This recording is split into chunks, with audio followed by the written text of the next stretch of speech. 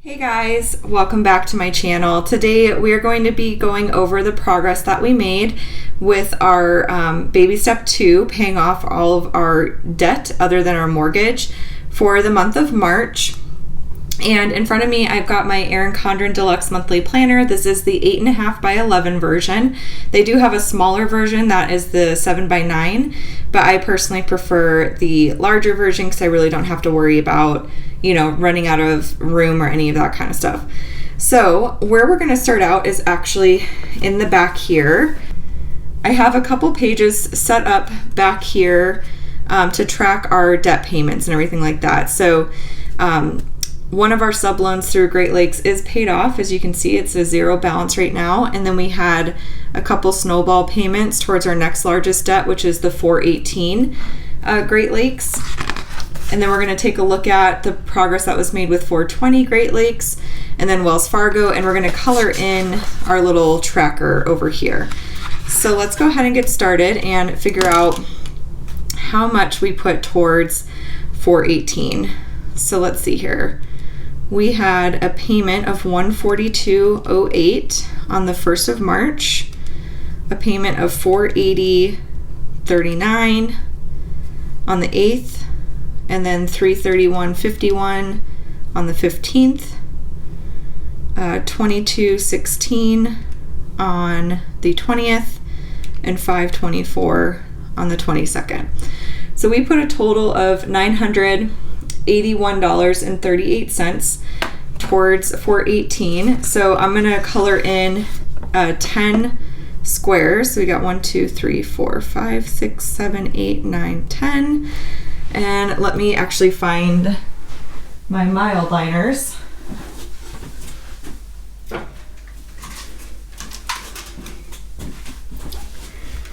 Forgot to grab those. Okay, so yeah, we're going to color in 10 squares. So let's see, 1, 2, 3, 4, 5, 6, 7, 8, 9, 10. So we only have 4 more little boxes to color in, which is really exciting. This one is very, very close to getting paid off, which is awesome.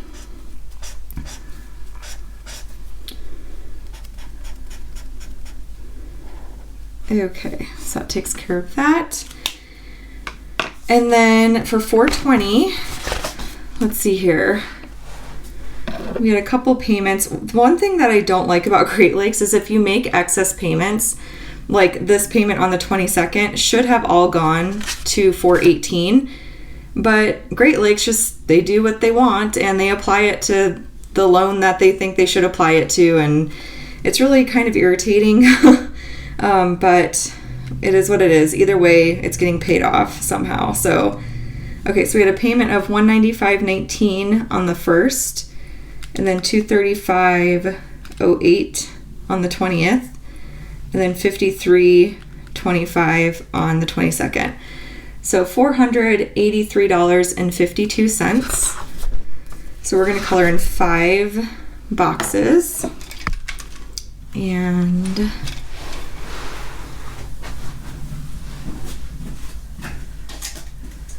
I swear, my office is so crazy right now. Everything is out of place. I need to clean it up. But okay, so we're going to do 1, 2, 3, 4, 5.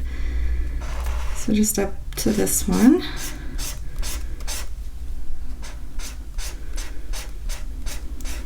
So that is exciting. Great Lakes, I believe the total balance is right around 4,000 something. I will be sharing that with you guys here in just a second. Okay, and then Wells Fargo, we had just a payment of $136.78, which is the minimum payment. So I'm just going to color in 1 square for that. I feel like, is this the right color? No. I don't know where my purple, oh, there it is. Okay, it just wasn't in the right spot. Okay. So yeah, we're just going to color in 1 square for Wells Fargo.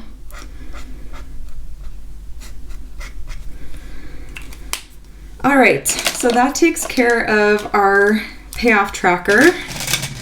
And the total amount that we put to debt for the month of March, well, hang on, let me get to that in just a second. Okay, so let's go ahead and fill in our debt tracker for April with our current debt balances. Okay, so we have 3 remaining debts currently. We have the 418 Great Lakes.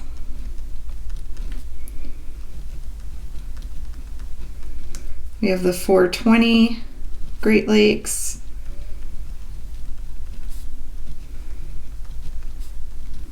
And then we have the Wells Fargo student loan. So we do not have any car payments, any credit card debt at all. That has all been paid off, but we do still have student loans to pay off. So our beginning balance for 418 as of April 1st is $373.24. Our beginning balance for 420 Great Lakes is $3,789.28. And then our beginning balance for Wells Fargo is $9,231.11. So we have a total of $13,393.63. So that is our total beginning balance for April. Now, if we compare that to March, our beginning balance at the start of March was $14,914.42. So if you subtract the beginning balance for April, $13,393.63, we put, including minimum payments, a total of $1,520.79. That is less than what we expected. You guys will see in my video that I post tomorrow, the week 5 results.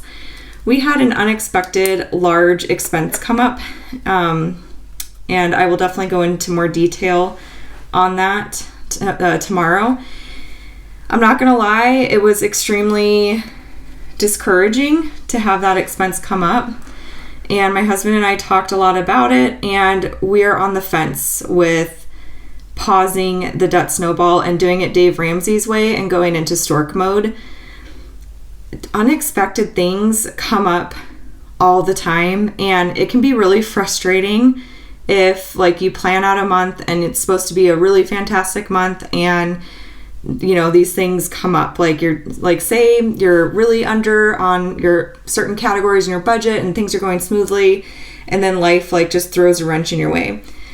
I could sit here and cry about it and be upset about it, and I certainly did cry a little bit about it. Or you can just kind of accept that, okay, these things happen. There's no way for us to know in advance all of the expenses that could potentially come up. And it scares me because our baby is due at the beginning of October. So that gives us April, May, June, July, April, May, June, July, August, September. It gives us 6 full months before the baby comes, and that's if the baby doesn't come early,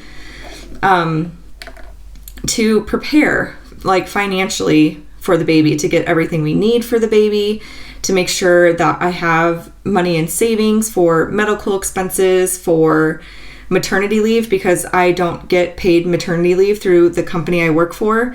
I'll be using PTO. And then I do have short-term disability, but that's not going to obviously cover the whole 12 weeks, and I will be taking the full 12 weeks of FMLA.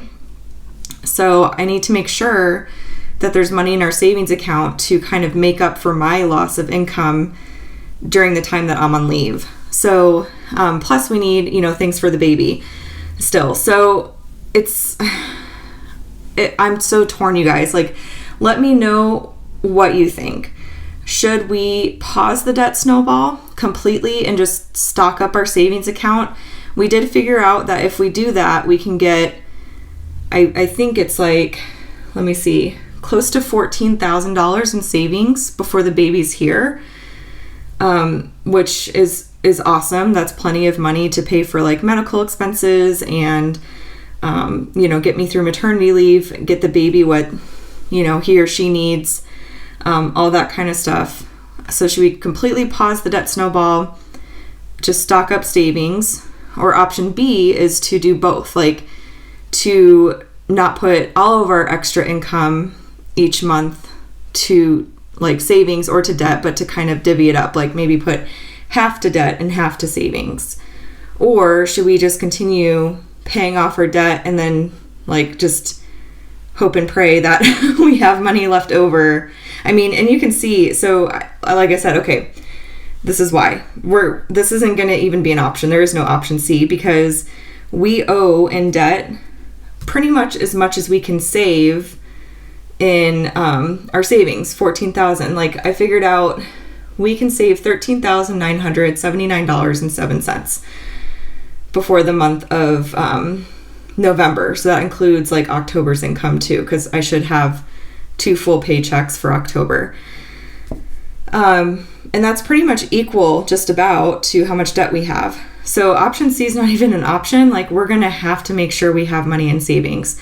So I guess the question is like, do we completely pause the debt snowball, or do we like maybe, and this is something my husband and I talked about, maybe we build up our savings until we have a certain amount in there, like $10,000. Say we want 10 grand in savings to pay for everything as like our cushion. And then we put the rest towards debt. That's an option too. That would probably pay off, our Great Lakes, which would be great. No pun intended. So yeah, I am just torn on what to do. I'm very curious to hear your thoughts about it. You guys will see what this like unexpected expenses in tomorrow's video. So I will go over that in more detail then. But I'm just curious, like, are you for option A, pausing the debt snowball, or option B, saving up $10,000 and then putting the rest to debt? Like, tell me what you think, because I'm seriously so like undecided. Like part of me wants to just completely pause debt payoff just to be on the safe side, because we are bound to have more unexpected expenses come up, you guys. Like that is life. I am just starting to just embrace the fact, like, when you own vehicles, when you have a child, when you own a home, all these things, like your health, just everything, like unexpected expenses will come up. It's a guarantee. It is definitely a guarantee. So part of me wants like the financial security of like, let's just throw everything in savings. And then like buy things for the baby as we go along too. So that's going to be another thing, is we're going to be setting aside money to go towards the baby each month. Like we need to get a crib and a dresser. We need to get like a rock and play, just a bunch of like little things. More swaddle blankets. My daughter's almost 5, and unfortunately we got, and I don't know why, but when we moved, we got rid of a lot of different things. And I'm kicking myself for it now, but we have to replace some items. Like I need to get new bottles. Thankfully, my insurance company covered a breast pump, so that's awesome. I already have that actually. That was like super easy to do. But yeah, there's all these like little things that we need to get for the baby as well. So part of me just wants to like get things for the baby, put money in savings, and then just worry about debt when I go back to work after leave. And then part of me is just like, oh man, we're so close. Like we are so close to being done. And it's just frustrating. It's really frustrating. And I really wanted to, have this next baby come into the world and have us be debt free. Like that was the dream, but that's not reality at all. So anyways, guys, before I get too emotional, I'm gonna cut it off there. I could go on like a little tangent forever, But anyways, yeah, let me know your thoughts in the comment section down below. But this is what we're starting out with. I'm still going to be tracking our debt payments because who knows, maybe we'll feel like tossing a couple $100 to debt here and there. Like, we'll just have to see what the month looks like and how it progresses along. But we are no longer aggressively paying off debt. It's just not an option anymore, which is such a bummer. But yeah, we'll make it. Everything works out the way it's meant to. I have no doubt about that. So yeah. Anyways, guys, if you have any questions, comments at all, leave those down below for me, and I will follow up with you as soon as I can. And if you're interested in picking up anything here, these are, Sara Marie stickers that I use for budgeting. This is the Erin Condren Deluxe Monthly Planner, like I mentioned, and everything is linked in the description box down below, along with like coupon codes and promo codes and all sorts of fun things. So definitely check that out if you're interested in picking up anything for yourself. If you enjoyed this video, please give it a thumbs up and be sure to subscribe to catch all of my future videos. And I will chat with you all later. Bye.